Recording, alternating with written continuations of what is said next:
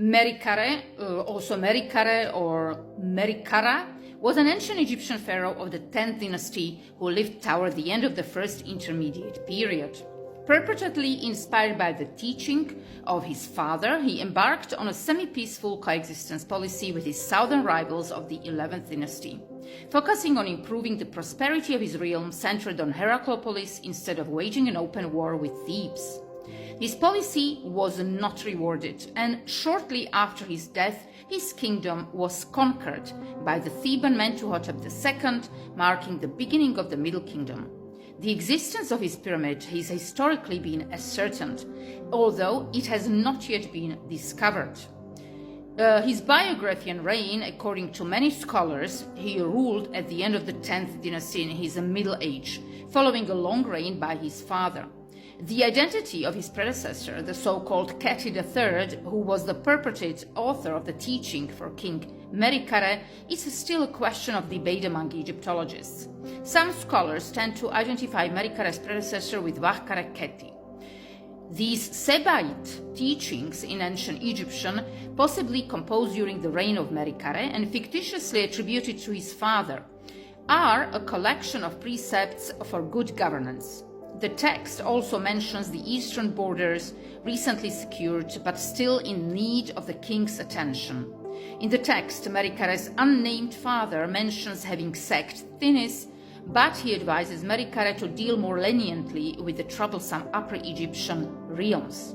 Once crowned around 2075 BCE, Merikare wisely resigned himself to the existence of two separate kingdoms, the Heracleopolite and the Theban ones, and tried to maintain the policy of peaceful coexistence achieved by his father. It seems that the period of peace brought a certain amount of prosperity to Merikare's realm. Sometime later, the pharaoh was forced to sail up the Nile with his court on a great fleet. Once he reached Asyut, the king installed the loyalist nomarch Kheti II, who succeeded his deceased father Tefibi. He also made restorations at the local temple of Webwavet. After that, Merikare advanced farther upstream to the town of Shashotep, he likely to quell a revolt and at the same time as a show of force to the turbulent southern border areas.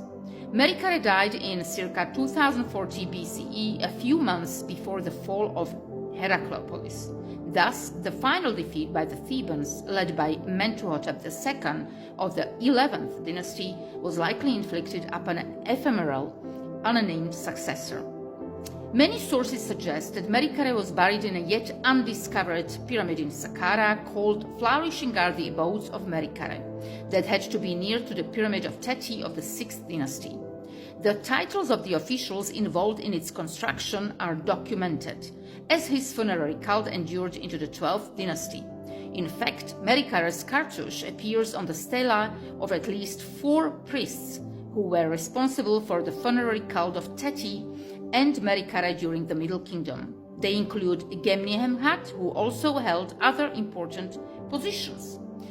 Despite the fact that his name cannot be recognized in the Turin king list, Merikare is the most attested among the Heracleopolite rulers. His name appears on the teaching for King Merikare, a wooden scribe pallet belonging to the chancellor Orkau Kheti, found in a tomb near Asyut, along with the brazier dedicated to Meribre Kheti, and now at the Louvre, the inscriptions from the tomb of the nomarch Kheti II in Asyut, the 9 steels attesting the existence of his pyramid and his funerary cult in Saqqara.